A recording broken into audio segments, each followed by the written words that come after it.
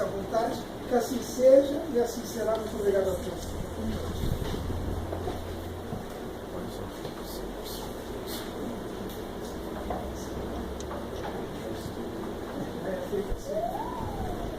Uma boa noite a todos. Sejamos todos muito bem-vindos com a paz de Jesus, para aqueles bons amigos que estão sempre nos acompanhando, sempre esperando uma oportunidade de nós abrirmos o nosso coração para eles, de nós realmente estarmos atentos a tudo que aqui será dito. Agradecendo sempre a direção dessa casa por essa oportunidade, e eu sempre digo e volto a repetir que me sinto muito bem nessa casa, sabendo que a espiritualidade que me acompanha também tem essas afinidades, e por isso quando nós chegamos aqui é maravilhoso poder estar sempre aqui junto dos irmãos. O tema que nós trazemos hoje é um tema muito bacana. Ele traz em alguma parte algumas coisas que para alguns de nós se torna meio chocante. Se nós tivéssemos combinado de falar sobre o tema, nós vamos falar de volta à vida espiritual. E para falar de volta à vida espiritual, nós temos que primeiro nos situarmos. E aí, o nosso irmão coloca aqui desde o início, quem somos nós? Nós somos espíritos imortais. Quando encarnados aqui, somos formados por espírito, perispírito e a matéria. Alguns de nós, quando conseguem enxergar uns aos outros, somos espírito, perispírito e matéria. Na questão 167 do Livro dos Espíritos, também nos traz a seguinte informação. Qual é o objetivo da reencarnação? É a pergunta que Kardec faz à falange de espíritos. E eles nos trazem a seguinte resposta: expiação, aprimoramento progressivo da humanidade, sem o que, onde estaria a justiça? Então nós já sabemos que somos espíritos imortais, ou seja, nós não morremos. Quando nós falamos em morte, nós falamos da morte da matéria, a morte da carne. Já sabemos que estamos aqui para nos aprimorar, para nos melhorar, para resgatar débitos. Eu gosto muito tem um palestrante carioca, ele lançou um livro, esteve aqui no Rio Grande do Sul, e fomos agraciados com a visita dele em nossa casa. O nome dele é Gerson Monteiro, e ele tem um livro que eu achei fantástico o título que ele coloca no livro, quando ele diz, o título do livro: aqui se faz, aqui se repara. E normalmente a gente diz, aqui se faz, aqui se paga.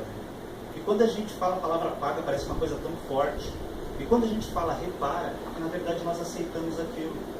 E nós viemos aqui para reparar os nossos erros.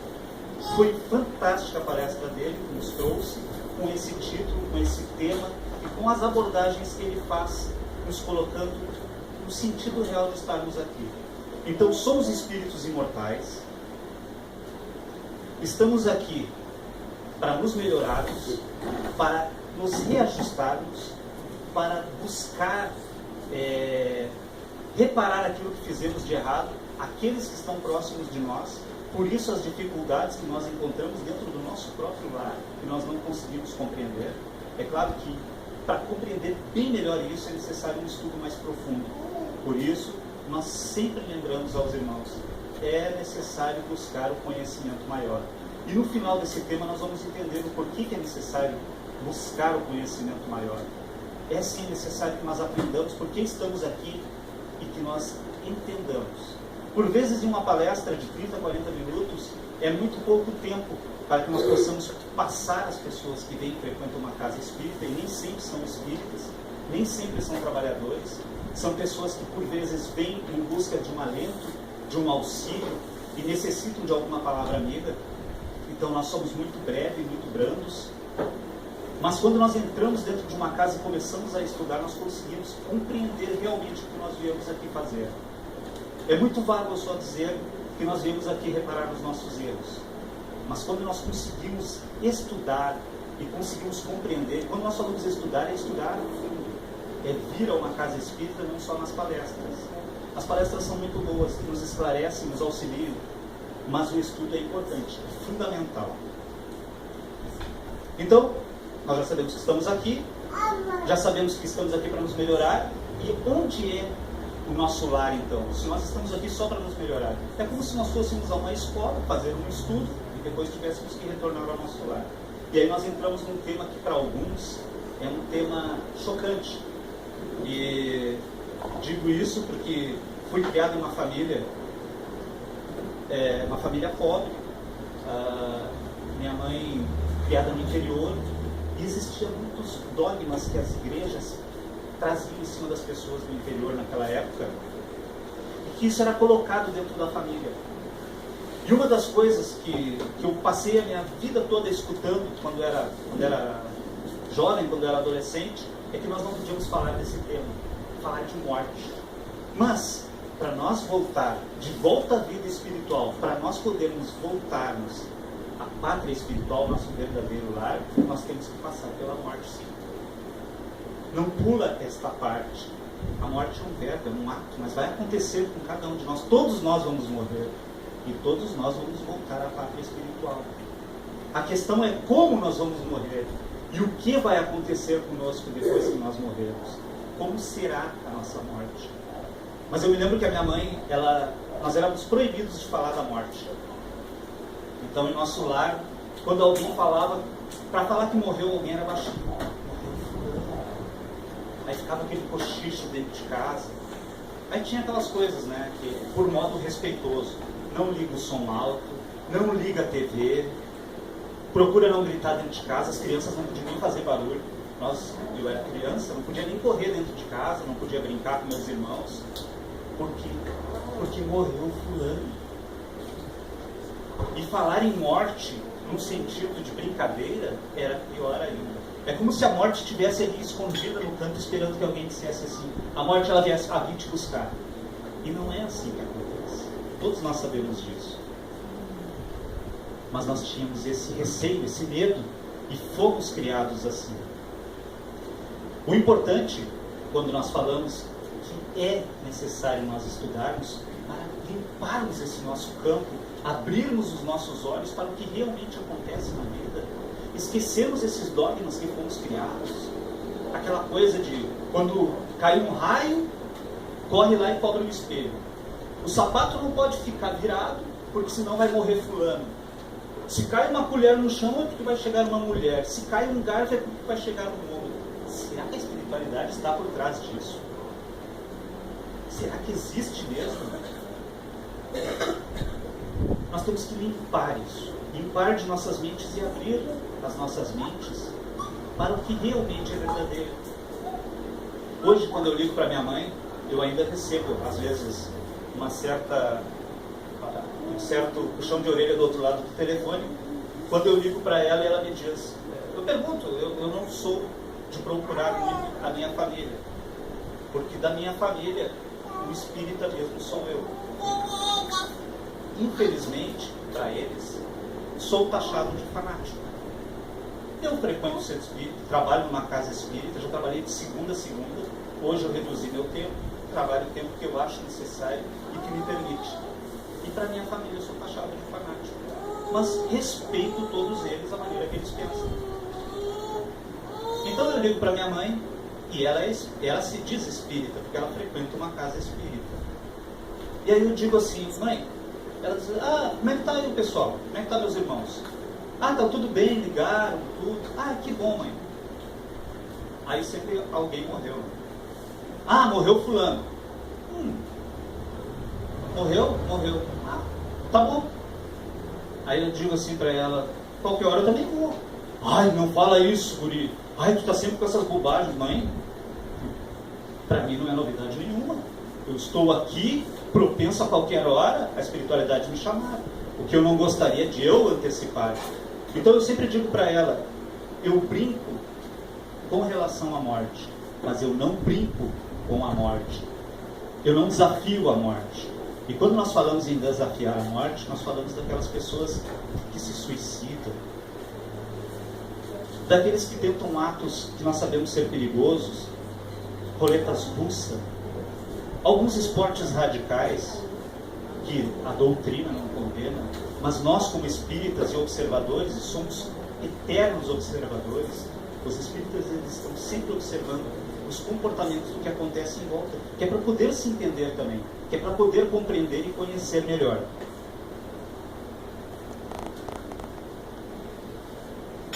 Outro dia, olhando a televisão, observando um esporte radical, lá estava o homem a subir a montanha.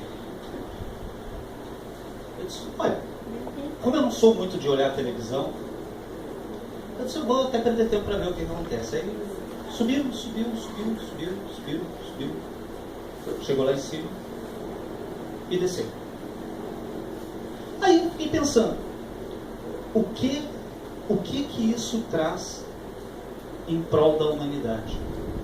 O que isso traz, a não ser aquela pessoa, a vaidade dela de estar subindo, de estar desafiando a vida com uma atitude dessas?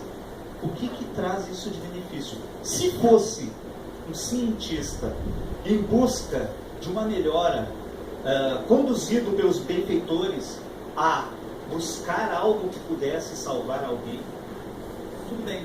Mas não, ele estava subindo, chegou lá em cima, fez o nome dele, o cartaz dele e desceu. E por vezes não é nenhuma profissão, é um esporte. E é um esporte radical. Outra vez, em outra explanação que eu fazia em uma casa, eu citei os lutadores de boxe, que eu não falo da doutrina, considero um esporte violento. 2 seres humanos se socando até que um deles caia. E eu fiquei pensando, nossa, como é que pode, em pleno século que estamos, e nós ainda desafiamos um ao outro? Ah, mas eles são remunerados para isso. Mas arranjam um outro trabalho. E detalhe, eles são bem remunerados para isso. Ou seja, não é só o esporte, não é só o prazer. É o que busca, as fortunas, os valores. Será que é isso que Jesus, será que é isso que Deus quer de nós? Então, quando nós falamos da morte, e alguns falam em temer a morte, e é certo temer, porque a morte ela existe para qualquer um de nós, para espíritas, para católicos, adventistas, protestantes, ela existe, e ela é triste. E ela influencia os dois lados, tanto do lado de quem vai, ou seja, volta para a vida espiritual, tanto para o lado de quem vem, tanto para o lado de quem fica, que são aqueles que acabam sofrendo pelas pessoas que partiram.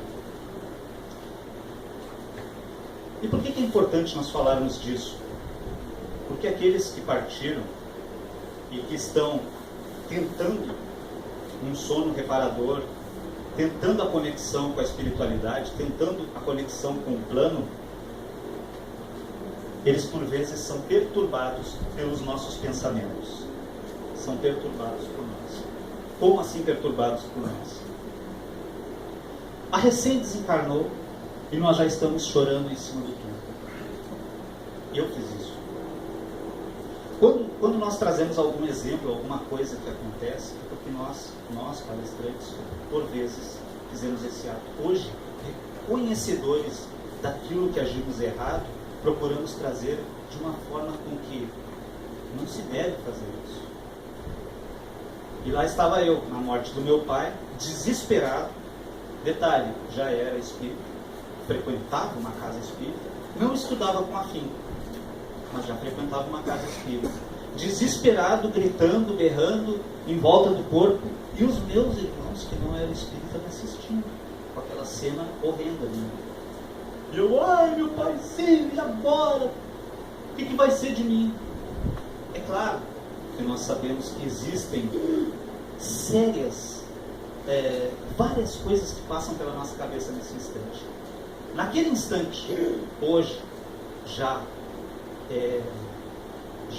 passou isso, eu já superei esse fato. Para mim se torna muito fácil falar o que realmente se passa nesse instante. Primeiro, me senti órfão naquele instante. Pô, meu pai, meu porto seguro se foi. E agora? Primeiro instante. Segundo instante, nossa, tudo que o meu velho falou e eu não coloquei em prática porque eu criticava, que eu brigava, porque eu não gostava do que ele falava, agora estava doendo. Porque eu não ia mais ver ele. Porque o que eu deveria ter feito em vida eu não fiz. Porque o que eu deveria ter agradecido por ele, pela simples oportunidade e maravilhosa de poder estar aqui, de poder estar vivenciando este mundo, eu não fiz. E lá estava eu gritando, berrando, fazendo um escândalo. Realmente um escândalo que eu fiz no cemitério. Hoje já conhecedor disso, claro, se a minha mãe partir nesse instante, eu vou sofrer como qualquer outro. Como nós dissemos, a morte existe e ela é triste. Triste para aqueles que ficam, porque fica a saudade. Mas hoje já, compreendendo o que é o Espiritismo, e que aqui é só uma passagem, e que em breve nós vamos nos encontrar, eu já vou conseguir, ao invés de chorar à beira de um túmulo, fazer uma prece, e pedindo aos benfeitores que a conduzam a um local melhor, a um local para tratamento, que ela possa estar amparada, que ela possa estar bem. Afinal de contas, a morte, nós não estamos preparados para a morte. Nós achamos que estamos preparados. Eu sempre dizia para os meus amigos, na época rebelde da minha vida, em que eu era usuário de drogas, que eu era alcoólatra, eu sempre dizia que eu não tinha medo da morte. Não, eu não tenho medo da morte. Mas bastava eu tomar uma bebida a mais ou usar uma droga mais forte, que eu ia para frente do espelho no banheiro e eu não quero morrer. Então nós temos medo da morte. E é bom ter medo da morte, porque tendo medo da morte, nós vamos conseguir buscar os motivos, tentar compreender dentro de uma casa espírita o que acontece realmente quando nós partimos. E na pergunta 149 do Livro dos Espíritos, já Kardec também pergunta: o que sucede à alma no instante da morte? Volta a ser espírito. Isto é, volta ao mundo dos espíritos, onde se apartaram momentaneamente. Parece tão simples, mas é uma pergunta objetiva e uma resposta objetiva. E o que acontece realmente na hora da nossa morte? É a hora do desenlace do perispírito com o corpo. É aquele instante em que começa a se desprender. Aqueles que ainda não viram, uma sugestão. Existe um vídeo na internet chamado A Morte de Dimas. Vocês vão encontrar no YouTube isso. E o vídeo é fantástico porque mostra, é claro, depois nós vamos falar que existe mais de um tipo de morte, existem vários tipos e várias situações. Mas naquele vídeo mostra um tipo de morte que é a morte natural. É a morte por alguma doença que a pessoa vem a ter e que ela vai sendo desligada, ponto por ponto, pelos benfeitores, pelos amigos espirituais, pelos trabalhadores. E ali está o corpo de Dimas e os espíritos fazendo o trabalho deles, desligando. E existe sim aquela coisa que nós falamos da a melhora da morte. Quando a gente diz assim, melhorou e vai morrer. Existe sim. E esse instante, por vezes, é um instante, se olharem esse vídeo vão compreender, é o instante em que a espiritualidade amiga precisa dar um choque naquele espírito para fazer com que ele se desprenda. E ele faz, com a melhora da pessoa, com que nós nos afastemos. Ela já está melhor, vou dar uma descansada, vou fazer um lanche, vou comer uma coisa, e a gente sai de perto. E é para aquela pessoa poder se desprender. Porque os nossos pensamentos, por vezes, prende aquela criatura infeliz que está ali enferma, que está louca para se desvencilhar, e nós estamos ali mandando vibrações, por vezes egoístas, sem nós percebermos, por vezes egoístas, para que aquela criatura sobreviva para aquela vida. Quando meu pai morreu, eu queria que ele vivesse, é claro. Quando eu fui ver meu pai dentro do hospital, eu tinha pânico, pavor de hospital, eu só entrava por extrema necessidade. Mas como era uma hora derradeira, eu entrei para assistir o meu pai. O meu pai, eu sou magro. O meu pai era metade do que eu sou. Ele era muito magro. E quando ele foi fazer uma cirurgia do coração, ele foi colocar a válvula mitral. E quando eu entrei, só que ele só tinha um rim e ele já estava avisado que esse rim poderia vir a falhar. Quando eu entrei para ver ele no leito, o meu pai estava na bola. E eu não reconheci ele. E eu fiquei procurando ele nos leitos, no hospital de clínicas, na UTI, na CTI, e tinha 2 enfermeiros na frente do leito dele. E eu estou procurando ele, mas eu não reconheci meu pai, estava muito inchado, porque o rim dele parou de funcionar e o soro não conseguiu colocar para fora o soro que ele estava introduzindo. E ele começou a estufar, e eu procurando ele, e de repente eu olho e os 2 enfermeiros um para o outro assim, esse aqui já era. E eu olhei para eles e disse assim, esse é o Rui. E eles se viraram para mim, tipo assim, vai falando uma besteira, não devia ter falado. E eu disse, não, fica tranquilo. Naquele instante eu ainda estava tranquilo, porque eu ainda confiava, estava vendo meu pai ali, e normalmente na hora da morte daqueles que a gente gosta e conhece, enquanto a gente está vendo o corpo, é tudo tranquilo para nós. O problema é quando o corpo vai para a sepultura e nós começamos agora eu não vou mais ver, mas é só uma imagem. Daqui a pouco nós vamos nos encontrar de novo, daqui a pouco nós vamos estar lá juntos novamente. Mas daí eu olhei assim, e eu senti que ele não ia ter mais condições dele voltar. E ainda assim, sabendo que mesmo que ele voltasse, ele ia ficar deficiente, deformado, lá estava eu orando para o meu pai ficar. Ao invés de orar, pedindo que os benfeitores, que Deus fizesse aquilo que era necessário naquele instante, desprender ele. E vejam que interessante, que o médico disse assim, não existe o que fazer, vão vocês darem uma saída. Não houve melhor. Mas houve aquele anjo que falou isso para nós. Eu peguei minha mãe, coloquei dentro do carro. Quando nós estávamos no meio do caminho, a minha cunhada mandou uma mensagem escrita: acabou. E aí eu tinha que dar notícia para minha mãe. E aí eu tive que esperar chegar em casa, tenso, nervoso, para poder dizer para minha mãe que o companheiro dela já tinha voltado ao plano espiritual. Hoje teve uma história linda da forma que eu estou contando. Então, mãe, seu companheiro retornou. Mas a morte existe, ela é dura. Ela é triste. Mas o que nós temos que aprender é que isso é momentâneo. Imaginemos nós, estamos aí no ano 2016. Quantas encarnações nós já tivemos?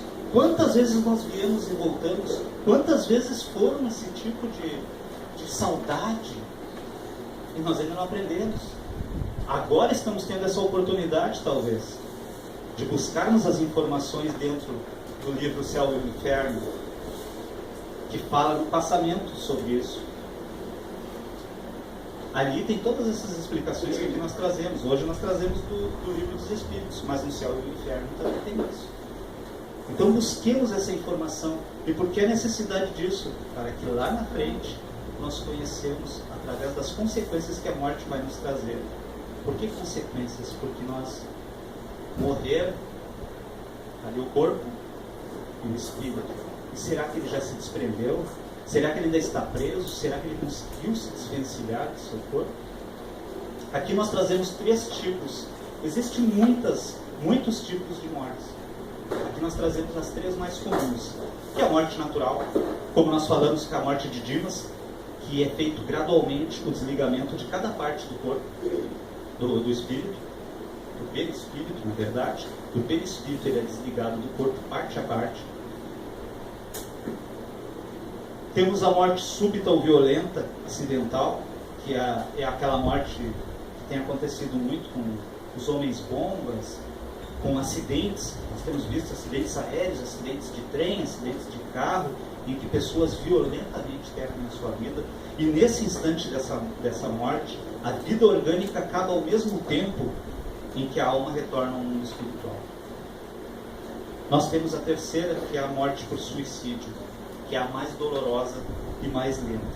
E os motivos disso, que nos traz, como nós falamos na primeira morte, a de Dimas, em que a espiritualidade está toda ali trabalhando, auxiliando no desenlace do corpo.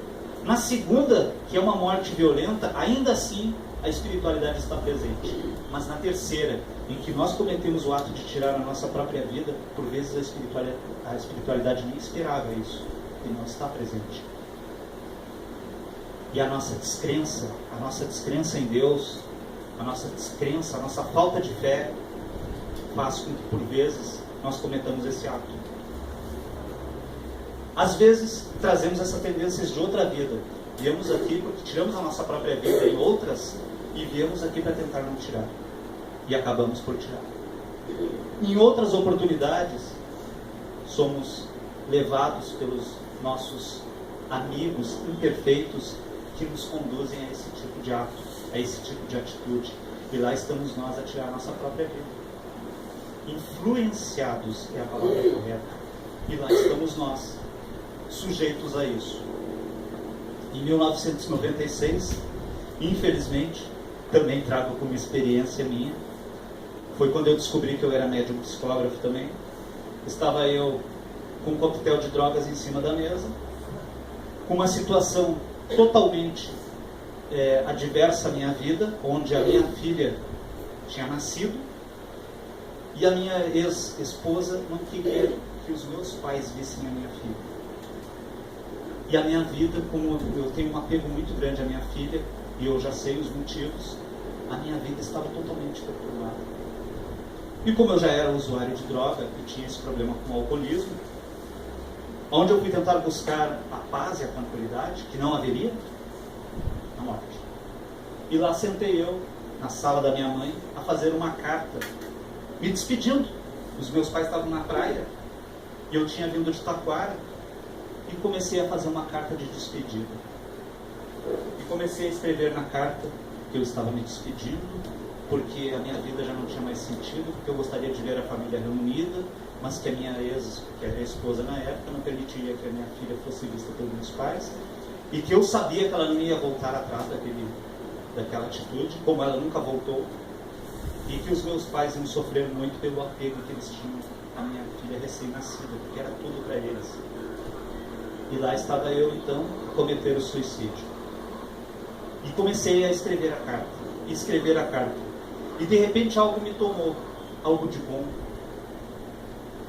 Uma pequena fraqueza, um pequeno lapso que eu devo ter tido nesse instante, pensando em Deus, pensando em Jesus, algo me tomou, e lá estava eu a escrever coisas bonitas.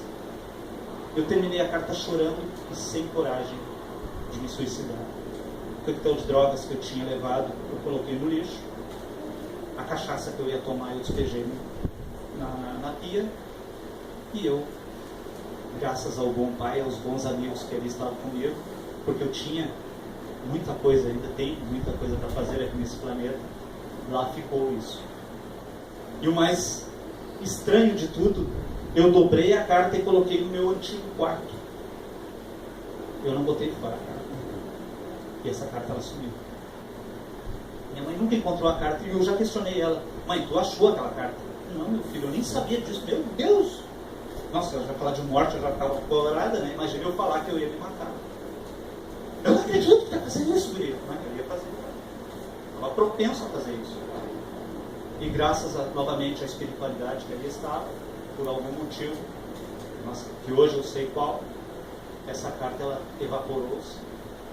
E não ficou nenhum resquício disso. Nenhuma mágoa, nenhum ressentimento. Muito pelo contrário, o aprendizado que hoje posso trazer e compartilhar com os irmãos. E nós temos então, quando nós partimos nesse momento do suicídio, aliás, em qualquer um dos momentos, nós temos um estado chamado que os bons amigos nos trazem perfeitamente no nome de perturbação. Para nós é um nome muito próximo, porque a gente fala assim, quando a pessoa está muito agitada, muito nervosa, muito sonolento, muito para todos esses efeitos a gente diz assim, está meio perturbado hoje, né? E é exatamente essa a palavra que os bons amigos nos trazem para quando nós estamos do outro lado, nos acordando, talvez de um acidente que tivemos, talvez da própria morte que tivemos, uma morte natural, com um desligamento. E detalhe, os bons amigos, isso nos traz também esse ensinamento no Livro dos Espíritos, aqueles irmãos que conseguem realmente compreender e entender o Espiritismo e que estão de corações abertos e que realmente sabem o que é caridade, estão dentro de uma casa espírita por amor, por compreensão, ainda conseguem ver a sua própria morte. Conseguem observar o seu próprio desenlace. Isso seria maravilhoso, porque talvez quando nós chegarmos do outro lado, e agora nós estamos chegando, nós falamos já da morte, agora nós estamos indo para a vida espiritual. Quando nós chegarmos do outro lado, é aquele instante em que nós vamos acordar confusos, ou perturbados, ou sonolentos. No livro Testemunho dos Sábios, tem um relato do protagonista que eu achei fantástico. Que ele diz assim, ele ele é o protagonista do livro. E quando ele morre, ele desencarna e acorda no plano espiritual. E quando ele acorda lá, perturbado, a esposa dele, que já tinha partido em torno de 11, 12 anos antes, ele enxerga ela. E ele está perturbado. E como ele sabe que ele está perturbado? E depois, nos pensamentos dele, ele remete isso ao estudo que ele fez numa casa espírita, porque ele era espírita. E ele olha para a esposa e ele acha que é um sonho. Ele já está no plano espiritual. Já está do outro lado. Mas ele acredita que aquilo é um sonho, pelo seu estado de perturbação. E nós, quando nós dormimos, nós vamos para o outro lado. Alguns de nós, por vezes, dependendo da maneira do sono, do sono pesado, de um sono que não foi bom, por vezes nós não conseguimos sair do corpo. Por outras vezes a gente anda por vários lugares. Procuramos aqueles nossos afins. E por vezes os nossos afins não são os bons. E quando nós retornamos meio... Acordamos no outro dia, sonhei com uma coisa tão ruim. É porque nós não fomos buscar uma coisa boa. E isso nós podemos fazer. E é bem simples mudar os nossos pensamentos durante o dia e buscar uma prece de coração à noite. Pedindo aos benfeitores que nos auxiliem, que nos assessorem naquele instante do nosso sono e que nós possamos, sim, talvez nos deslocar a algum lugar de aprendizado. Mesmo que nós não venhamos a nos lembrar no momento em que nós acordamos. Mas é muito melhor do que nós acordarmos assustados, apavorados. Passou tinha alguém correndo atrás de mim. E tinha. É que nós não conseguimos, às vezes, descrever bem o que aconteceu. Mas é que nós atraímos aquelas coisas que não são boas. Acordei assustado hoje. Acordei que aconteceu alguma coisa com alguém. E talvez vá acontecer. Se for próximo, talvez você seja o causador. Busquemos, então, cada vez nos melhorar mais. O tempo de perturbação ele não é o mesmo para todos os espíritos. Como nós falamos antes, aqueles que já têm um pouco da compreensão conseguem passar esse tempo mais rápido e mais suave. Às vezes a perturbação é apenas uma sonolência. Como aconteceu nesse livro, O Testemunho dos Sábios. É um livro fantástico. São 424 páginas bem descritas pelo nosso irmão Rafael de Figueiredo, aqui de São Leopoldo, que escreveu esse livro. É fantástico o livro, recomendo aos irmãos. Nos traz assim, de uma forma, ele fala da Inglaterra, nos traz um tema da Inglaterra, e ele traduz bem como é a cidade naquela época, as árvores, muito bem descrito pelo Espírito que o acompanha. Então cabe sempre a nós lembrar também que na pergunta 150, item B, para nós lembrarmos na hora da nossa morte, do nosso desencarne, lá está Kardec perguntando: a alma nada leva consigo deste mundo? Nada. A não ser a lembrança de ir para um mundo melhor. Lembrança cheia de doçura. Gostoso? Tem um complemento. Ou de amargor. Conforme o uso que esta alma fez da vida. Quanto mais pura for, melhor compreenderá a futilidade que deixa na Terra. E aí quando nós falamos nessa parte da futilidade, aí nós começamos a nos lembrar o quanto nós somos apegados à matéria. E aí a necessidade de nós nos desprendermos, a necessidade do auxílio daqueles que ficam. Por isso a necessidade de nós compreendermos, tanto para nós que ficamos, quanto para nós que partirmos. Aquele que fica e consegue promover junto aos que estão à volta uma prece, para que aquele ente querido que está ali partir, ele conseguirá, talvez sim, se desprender melhor. Aquele que é materialista, ele tem uma dificuldade muito grande, porque ele tem muito apego à terra e ele não consegue se livrar da matéria. Não consegue, não deixa nem os bons amigos se aproximarem para desligarem. Não, ele está agarrado ainda, ele se sente preso à matéria.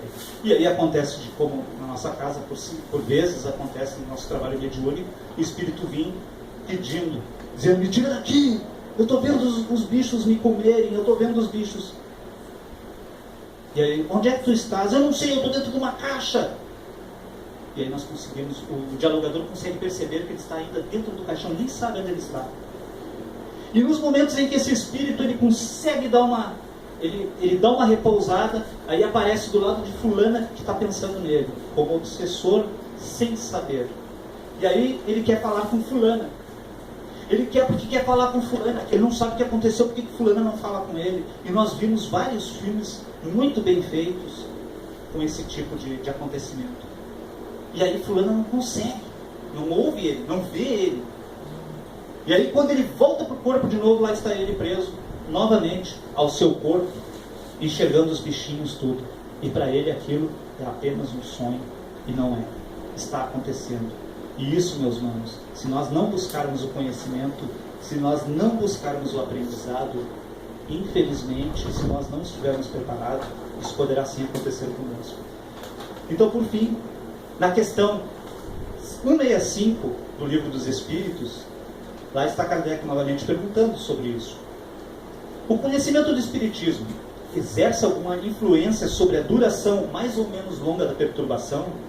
E os bons amigos respondem: influência muito grande.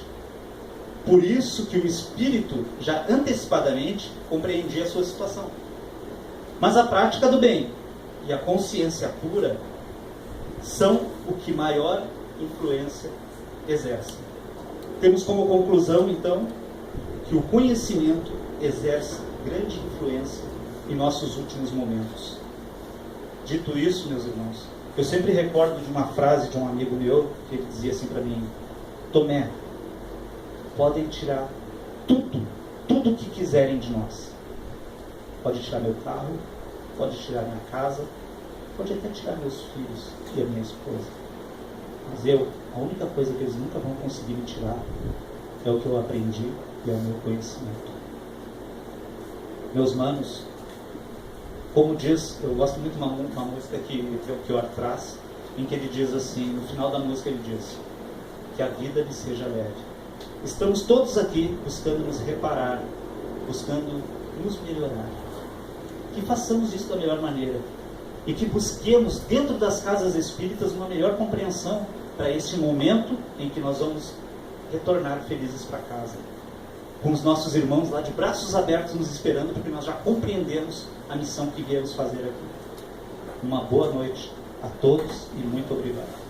E assim seja.